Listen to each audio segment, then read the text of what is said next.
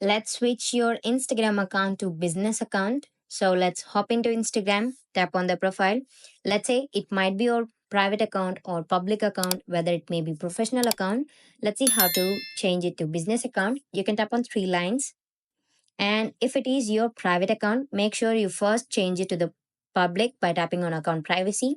You can tap on, you can switch it to public account here. And if you scroll, you can find account type and tools or otherwise creator tools and controls. If you tap on that, in the midway, you can find switch account type. You can tap on that. Here, you have two options that you can switch it to personal account or otherwise business account. Now you need to switch it to business. So tap on switch to business and it will show you what the business accounts are. They are for retailers, local business, and service providers and organizations. You can switch back to creator or professional account anytime. If you tap on switch, that will be switched to business account. Thank you.